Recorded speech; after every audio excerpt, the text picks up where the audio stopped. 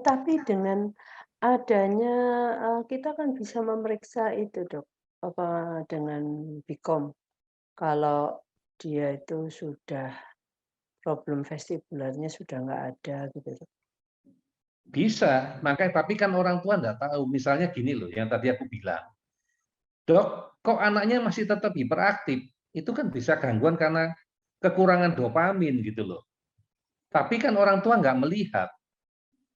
Karena kalau tadi dijelaskan Bu Mingve, salah satu gejalanya adalah anak tidak bisa diam. Nah, sama anak tidak bisa diam karena kekurangan dopamin kan mirip-mirip. Iya, Anak hiperaktif. Nah, itu loh yang nanti tidak bisa menjawab. Karena gangguan itu gejalanya mirip. tapi Makanya harus yang menilai orang orang tua. terapis non biomedis karena dia bisa melihat dari seluruh aspek pelatihan tadi. Dok, biasanya waktu di swing anaknya seperti ini sekarang jauh lebih nyaman. Dok, biasanya bumping sekarang udah nggak bumping. Gitu. Iya, Dok. Itu bisa penyebabnya kan bisa vestibular atau yang lainnya, tetapi pada Ya. waktu kita tes di Bicom bahwa udah untuk vestibularnya da itu sudah nggak ada dan kita cek dengan non biomedis bahwa memang, dia sudah hilang, ya berarti benar. Ya, masalah itu Tapi mungkin Kak, diakibatkan dari hal lain. ya kalau masih ada, sedangkan kita cek Bicom-nya sudah bagus, berarti itu mungkin dari masalah yang lain gitu, Dok. Ada Nggak dua sih. Nomor satu, eee, kita kan ngeceknya harus lebih dari satu orang. Karena kita tahu kita itu masih manusia yang mungkin kita masih salah. Jadi misalnya habis saya cek, mungkin dicek sama Ibu Mingvei. oh untuk Atau Bicom-nya mungkin ya, dengan Dok? dokter untuk konfirmasi. Kalau Oh, sudah satu dua orang, kalau satu kan kurang, dua atau tiga orang menjawab oke, hasilnya bagus, baru kita lihat ini masalahnya karena apa. Kebetulan kita kan belajar ya di bidang biomedis yang kalau Bapak Ibu rajin ngikutin seminar, gangguan enzim ya toh, gangguan kekurangan probiotik, gejalanya sama, alergi gejalanya sama. Benar nggak? Jadi kan lebih sulit kalau kita mau nyari ini yang mana. Nah, oleh sebab itu kita benerinya semua harus bareng-bareng. Gitu lah. Mau ngasih detail ya susah, karena kan kepentingannya terapis, programnya nomor berapa, itu semua terapis. Kalau kalian dikasih tahu juga gak ngerti nanti mau ngerjainnya pakai apa. Ya, gitu Bu Mingwi. Jadi yang sementara ini ya bisa kita kerjakan gampang gitu loh. Nah, tetapi banyak faktor. Kalau Bu Mingwi tadi kan ngomong di sensus yang lain, kalau aku kebetulan diberi regenerasi ini, fokusnya itu untuk bicara Bu Mingwi. ya, Untuk area eee, bicara itu hubungannya banyak, nggak cuma sensori. Jadi seluruh, kalau aku bilang ya, seluruh sistem pendengaran itu aku cek gitu loh. Di auditorinya aku cek semua, apakah ada sumbatan. Karena kalau dia nggak bisa dengar atau dalam tanda kutip budek, gitu, budek sebagian ataupun budek total, ya otomatis dia nggak bisa learning gitu loh. Karena dia belajar kan harus mendengarkan. Nah, itu harus kita lihat dulu gitu loh. Lalu nanti ada nggak gambaran alergi? Alergi kenapa sangat penting? Yaitu tadi karena tuba eustachiannya itu suka tertutup. Kalau kita misalnya suka naik pesawat atau flu gitu ya, tiba-tiba kita budek. Nah itu kan sama aja, berarti suara yang didengar volumenya lebih kecil sehingga kita lebih tidak paham, tidak jelas. Otomatis proses belajarnya terganggu. Itu dulu yang mau kita benahi, terapi alergi, ya, tubanya dikasih tetes hidung. Nah, ini pentingnya tetes hidung, teman-teman. Ya, kenapa ya? Walaupun pada anak-anak yang tidak undermetilasi, ya, tetapi dia mempunyai alergi aja. Kalian tuh harus rajin memberikan tetes hidung, teman-teman. Ya, setiap malam sebelum tidur ditetesin lah. Masing-masing lubang hidung itu 1 sampai 2 tetes. Karena apa? Untuk memastikan tuba itu terbuka.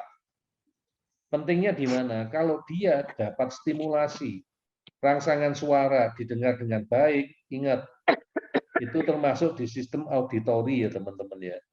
Di dia juga bisa merangsang karena dia terkoneksi dengan otak, dia juga bisa merangsang terjadinya regenerasi di bagian otak yang mungkin dia terganggu. Bisa aja di area broca. Gitu.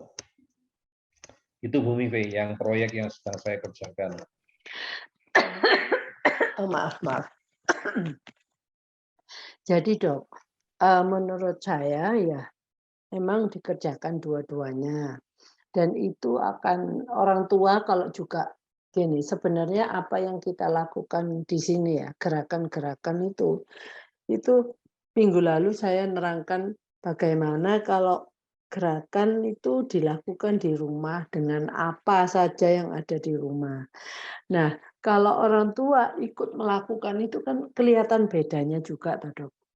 Ya. Kalau ada yang dulunya mungkin nggak mau, setelah dilatih dan dikasih intervensi biomedis, itu bisa kelihatan bedanya. Karena Yes. kalau memang dengan latihan itu lama.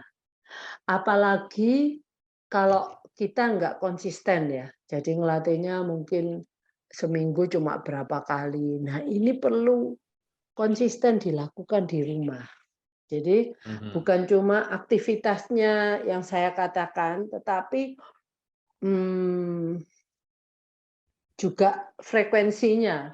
Frekuensi pelatihannya itu harus cukup ya cukup efektif gitu ya, nggak terus kalau ingat dikerjakan. Saya berpikir dok, karena saya sudah terangkan bahwa ini ada hubungan yang sangat erat dengan pembelajaran, termasuk berbicara. Sensis-sensis ini benar-benar harus dibenarkan gitu loh, secara garis besar. Karena kalau sensis ini tidak benar, itu yang menyebabkan anak kita salah satu ya, walaupun dokter kan bilang bisa juga dari dari hal lain. Nah, tetapi kalau kita lihat loh anak orang lain loh bisa, anak saya kok nggak bisa ya, itu udah kelihatan bahwa itu ada sesuatu. Kayak seperti dokter ngomong vestibular, oke, saya angkat tutup mata langsung kelihatan mau jatuh gitu ya. Nah, itu kan kelihatan juga di anak-anak kita. Nah, kalau saya tahu saya dari orang tua, kita melakukan dan juga dari sisi non biomedis dan biomedis. Nah, untuk yang terapi ya kita bisa lihat, kita bisa minta terapis memberikan masukan apakah ada perubahan pada anak-anak ini dari sisi sensorinya kalau kita stimulasi atau dari sisi pembelajarannya gitu. Itu semua sudah yang mau kita lakukan ya tujuannya ya membuat anak kita itu bisa belajar banyak ya, termasuk bicara. Kalau memang itu sudah terjadi, pathway-nya itu sudah ada, dia sudah bisa belajar, tinggal kita menuangkan materi-materi yang harus dipelajari dia. Nah, itu kan sudah, maksud saya itu sudah, cuma kita tinggal pathway-nya sudah ada untuk belajar dan bicara. Nah, kita tinggal memasukkan apa yang perlu dipelajari oleh anak-anak ini. Nah, itu dok. Itu secara garis besar ya pastinya ini, karena saya ngomong baru vestibular, memang nanti yang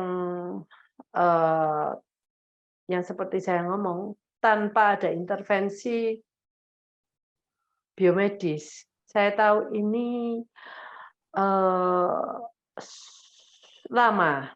Nah, lama itu karena saya kayak umpamanya ada anak yang sangat takut sama insecure, gravitational insecurity. Dia main ayunan, kaki itu harus tetap menempel di lantai. Itu lama loh, Dok. Dia sampai bisa main ayunan seperti anak normal. Mana ada main ayunan kakinya harus menempel di lantai terus.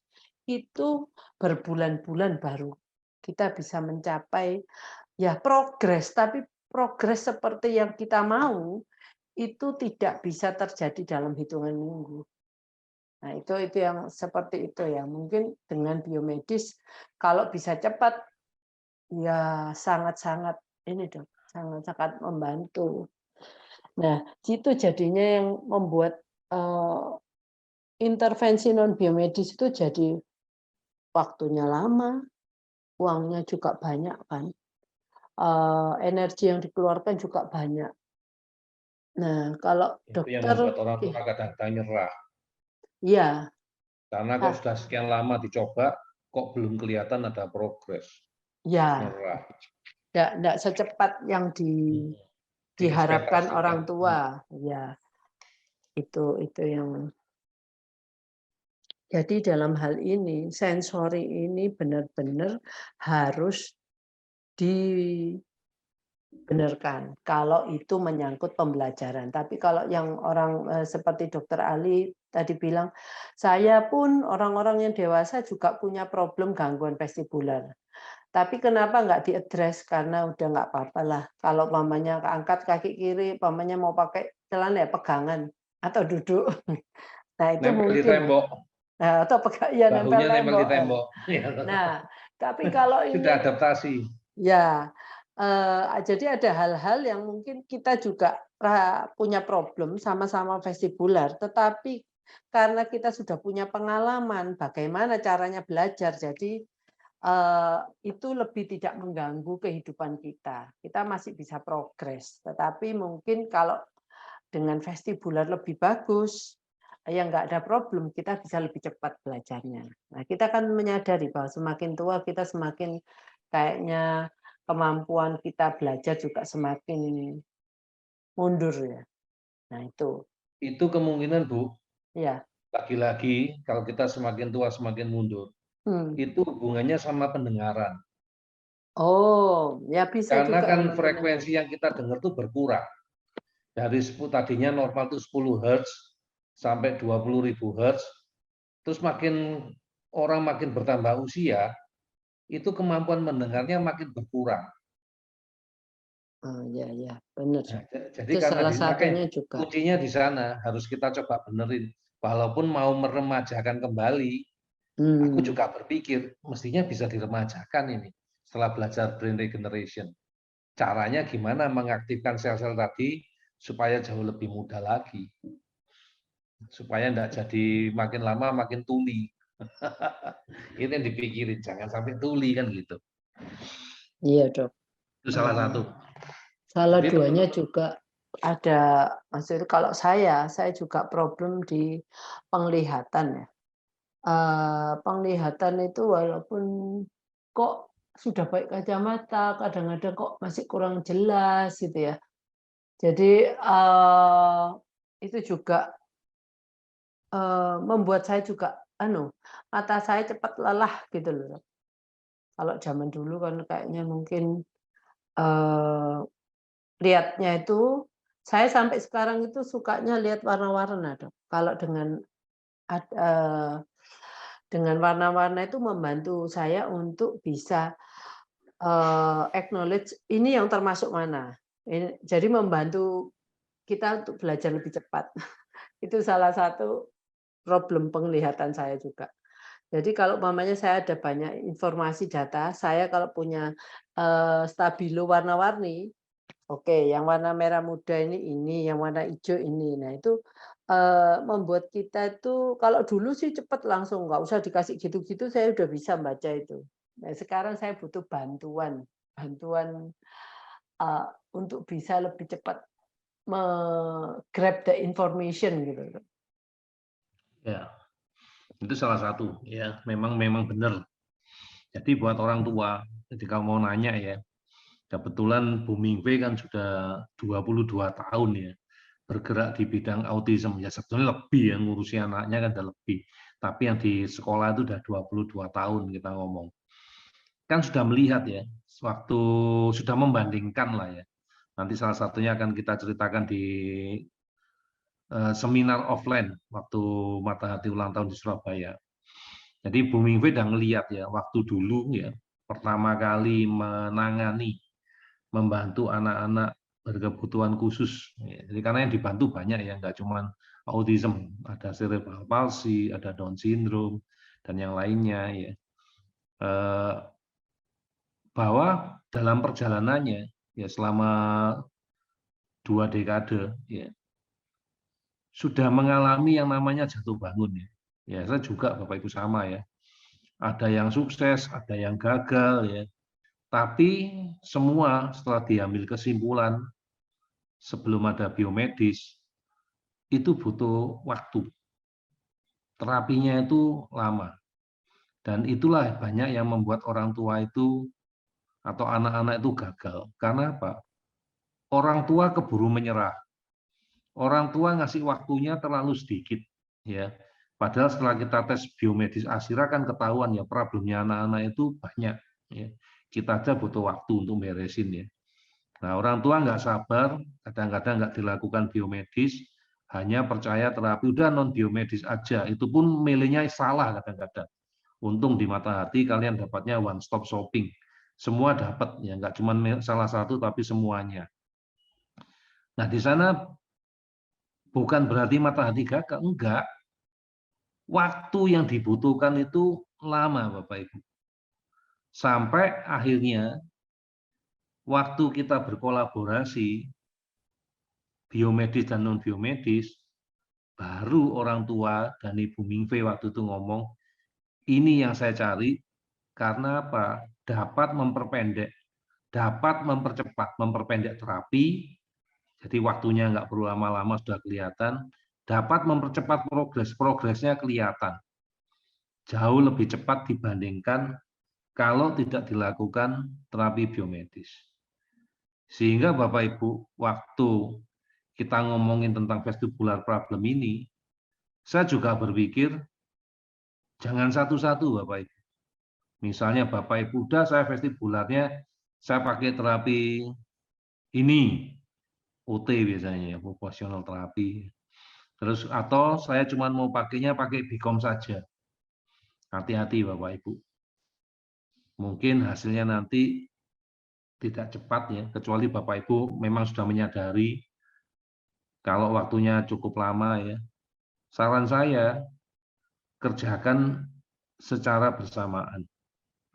Ya, paralel supaya Bapak Ibu juga menghemat waktu, otomatis akan menghemat uang untuk melakukan terapi. Gitu Bu Mimi. Jadi sarannya dilakukan paralel, jangan milih salah satu. Ya memang itu salah satu tujuan waktu saya mencari-cari ya. Istilahnya saya juga orang tua ya. Kita ya pengen cepat, enggak ada orang tua yang pengen berlama-lama. Tetapi waktu itu ya adanya cuma kayak gitu. Ya kita kerjakan aja wis. Wis bosen nggak bosen dikerjakan terus. Tetapi kan nggak semua orang mempunyai pemikiran yang sama. Ada yang orang merasa udah anakku ini nggak bisa diapa-apain. Padahal ya kalau saya melihat dengan anak saya, umpamanya saya tuh berhenti tidak melakukan apa-apa pada waktu dia mungkin umur 20 tahun atau 15 tahun. Udah capek toh, 10 tahun melakukan ini semua sebenarnya udah capek. Tapi karena saya ngomong, ya udahlah kalau saya harus melakukan anak lain 5 kali aja udah bisa, anak saya 1000 kali baru bisa. Ya sudah saya lakukan.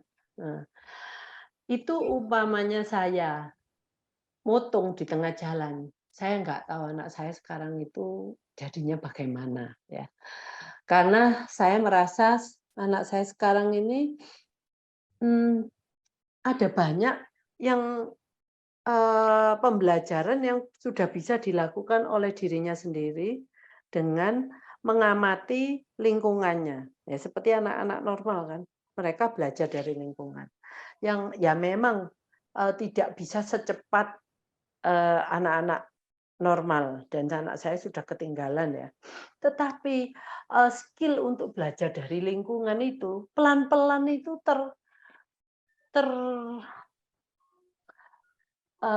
terjadi. Nah, Yang saya kadang-kadang bingung, "Loh, kok ada kata-kata ini ya?" Jadi, eee, ya ini saran saya, mungkin ini adalah, yang diminta Tuhan. Jadi jangan bosen, lakukan terus. Nah, sekarang ada bantuan dari biomedis. Ya, itu mungkin jawaban Tuhan supaya kita nggak terlalu sampai seperti saya.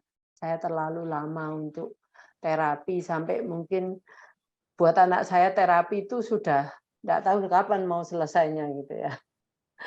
Jadi saya masih punya banyak yang menurut saya itu perlu diajarkan ke anak saya. Tetapi saya merasa skill, yang paling penting itu kan skill itu. Skill untuk bisa belajar dari lingkungan. Di mana kita nggak usah menterapikan anak kita lagi. Nah, itu kalau sudah terjadi, wah banyak banyak hal yang akan dilihat dan itu, gimana ya, luar biasa menurut saya. Saya senang sekali gitu. Tapi ya itu, dengan tidak bosan-bosannya melakukan seperti itu dengan terapi apapun dengan anak saya. Jadi saran saya kita sudah, dititipin anak ini, ya kita lakukan part kita, role kita, tetapi kita ada bantuan, kalau ada yang lainnya, ya saya ikut aja. Jadi saya, ya just do it gitu ya, nggak usah mikir gitu, kapan ini mau selesainya. Karena kalau kita berhenti, semua saya pikir itu semua kemungkinannya juga akan berhenti. Nah, kita jadi dan saya mikir, Tuhan nggak berhenti kok memberikan saya rezeki. Untuk anak yang untuk bisa dipakai untuk anak saya. Jadi Tuhan nanti kalau tanyanya, "Loh kenapa berhenti? Wong saya kan mau lihat prosesnya, bukan mau lihat hasilnya." Nanti kalau prosesnya, hasilnya itu kan tergantung di tangan Tuhan. Nah itu tuh, kalau dari sisi saya sebagai orang tua yang, ya just keep on going.